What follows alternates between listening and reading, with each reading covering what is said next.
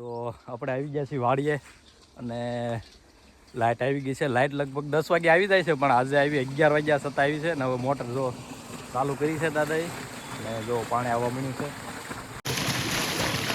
જો દાદા હલાવે ત્યાં કૂવો છે, ત્યાંથી મોટર ચાલુ કરે એટલે આપણે અહીંયા પાણી આવે છે. અહીંયા સુધી પાઇપલાઇન નાખેલી છે અને અહીંથી જાય છે ખેતરમાં પાણી. તો જો આ રીતનું પાણી આવે છે.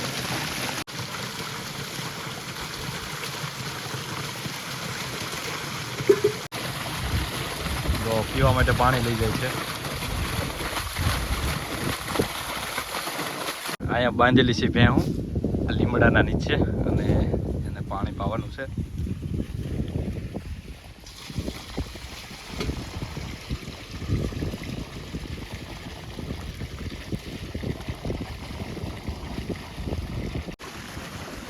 અહીંયા આવે છે પાણી અને અહીંથી આખું ખેતર દેખાય. જો અહીંથી આખું ખેતર દેખાય છે સુંદર મજાનું. અને જો અહીંથી પાણી જાય છે ખેતરમાં અને મારા દાદાની જો ભેહું પાય છે.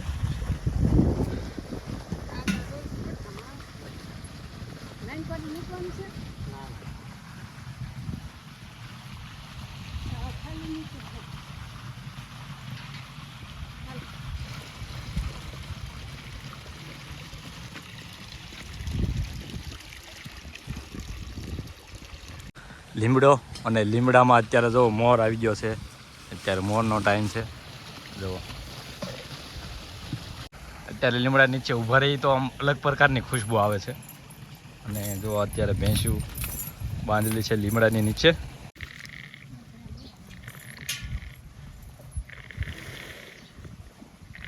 હવે આપણે જઈએ જ્યાં પાણી જાય છે ત્યાં જઈ અને ત્યાં જ કૂવો છે. તો આપણે કૂવો ત્યાં તમને બતાવું. તો જો આ રીતનું પાણી જાય છે. જો સામેથી પાણી આવે છે અને આ ધોરીઓ અને આ રસ્તો છે, નીચેથી પાઇપ નાખેલી છે અને અહીંથી ખેતરમાં જાય છે. હવે ઠેઠ સામે બાજરી છે ત્યાં જાય છે. એટલું દૂર પાણી જાય છે. ઠેઠ અહીં આપણે બાજરી છે.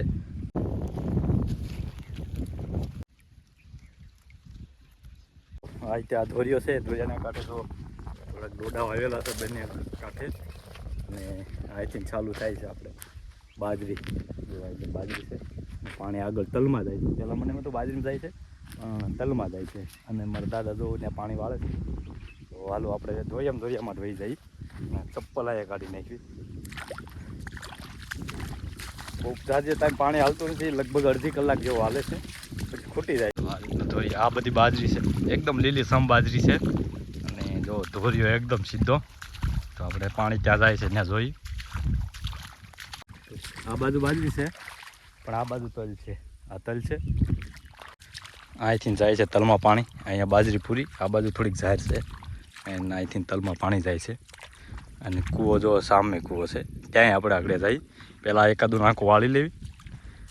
બગલા જો ખેડૂતોનો મિત્ર, જે ઈયળ જીવડા છે, જીવજંતુ છે એ ખાઈ જાય છે. તો ખેડૂતો માટે આ બગલા પણ ખૂબ ફાયદાકારક છે. આ જમીન છે ને કાળી અને એકદમ ચીકણી છે એટલે એને પાવડો બહુ કામ નથી આપતું, કારણ કે પાવડો તો અંદર સોટી જાય છે.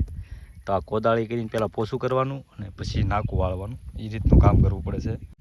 જો આવા તલ છે, એકદમ લીલાછમ છે.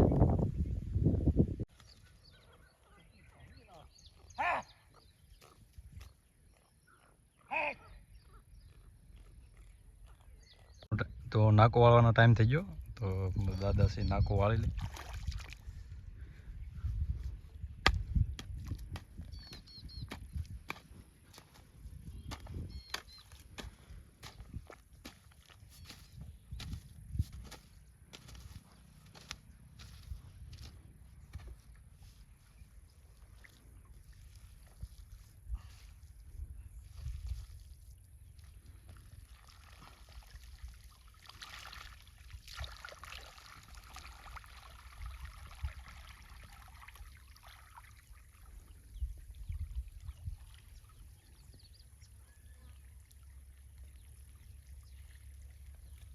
હું કૂવે પહોંચી ગયો છું ને તમે જુઓ છો આ કૂવો.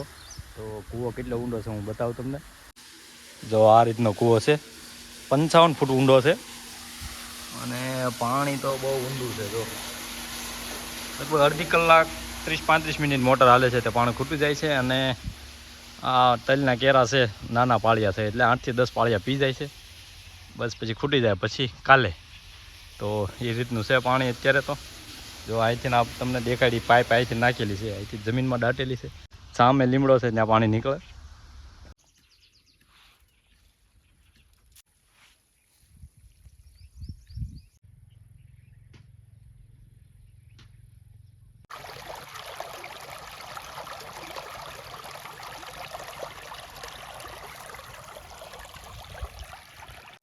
બાજુમાં એક બીજો કૂવો છે, એ કૂવાનો હાલ તમને બતાવું. એક જો કૂવો અહીંયા છે, અહીંયા પાણી ચાલુ હતું એમાં ખૂટી ગયું, અને આપણે જે મોટર હાલે છે, અને એક સામે કૂવો છે ત્યાં હું તમને લઈ જાઉં. નજીકમાં જ કૂવો છે, લગભગ 50 ફૂટ જેટલું અંતર છે આ બંને કૂવાની વચ્ચે. આ કૂવાનો હાલ જુઓ.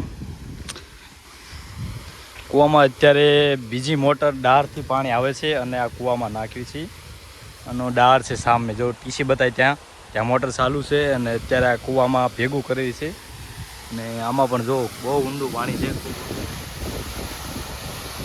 અત્યારે તો આમાં બંધ છે મોટર, પણ અત્યારે આમાં ભેગું થાય છે. ડારમાં પાણી બેગ હાલે છે એટલે મોટર ચાલુ હોય અને આ કૂવામાં ભેગું કરવી. આ બીજા બધા જો મોટાભાગના ખેતર ખાલી છે અત્યારે, અને આ બાજુના ખેતરમાં જેવું આવેલું છે. પાણી ખૂટી ગયું છે અને મોટર થઈ ગઈ છે બંધ. તો લગભગ અડધી કલાક 30-35 મિનિટ જેવું હાલ્યું પાણી, ત્યાં ખૂટી ગયું. પાણી ખૂટી ગયું છે અને મોટર બંધ કરી દીધી છે. તો હવે બપોરના 12 વાગ્યા છે અને હવે જમી લઈશું. તો અત્યારે ધાબા પર આવી ગયા છે અને અહીંથી કેવું ખેતર દેખાય છે તમને દેખાડું. અહીંયા જો ખાટલા પડ્યા છે ને અહીંયા કરશું આરામ, અને બપોરનો ટાઈમ થઈ ગયો છે અને પછી જમી લઈશું. તો અહીંથી જો અહીંથી ખેતરનો નજારો આવો છે. આપણે પાણી જાતું હતું એ સામેના ખેતરમાં. આ બાજુ બાજરી છે, આ બાજુ તલ છે, અને સામે જ કૂવો છે, અને આ રીતનું ખેતર છે. અને આ બધું ચારે બાજુ જો ખેતર, અને આ લીમડાનું ઝાડ એકદમ હરિયાળું, અને ભેંસો બાંધેલી છે, અને આ બાજુનો નજારો આવો છે. તો આ ખેતર ખાલી થઈ ગયા છે, એમાં ઘઉં હતા. જો આ ચીકુ પાકી ગયા છે, તો ચાલો ખાઈએ ચીકુ. બપોરનો 1 વાગી ગયો છે અને જમવાનો ટાઈમ થઈ ગયો છે. તો જમવામાં શું શું છે એ બતાવું તમને. તો જમવામાં જો બાજરાનો રોટલો છે, ઘઉંની રોટલી છે, અને ગુંદા અને દહીંનું શાક છે, અને છાશ છે. તો આ રીતનું હોય અમારે જમવાનું. જમવા બેસી ગયા છીએ અને હવે જમી લઈએ. હવે જમી લીધું છે, અને અમારે જો પાળેલો કૂતરો પણ જમે છે. અને હવે કરશું ઘડીક આરામ.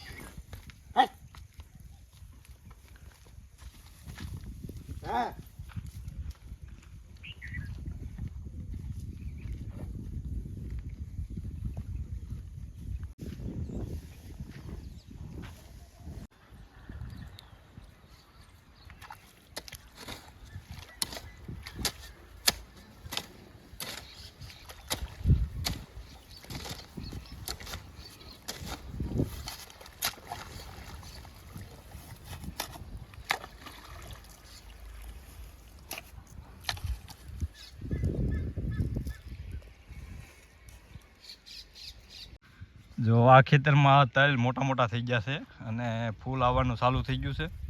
જો ઘણા મોટા થઈ ગયા અને ફૂલ ઘણા આવી ગયા, અને હવે તલ આવવાનું ચાલુ થઈ જાય. તો આ તલ પહેલાં વાવેલા છે અને આ થોડા પાછળથી વાવેલા.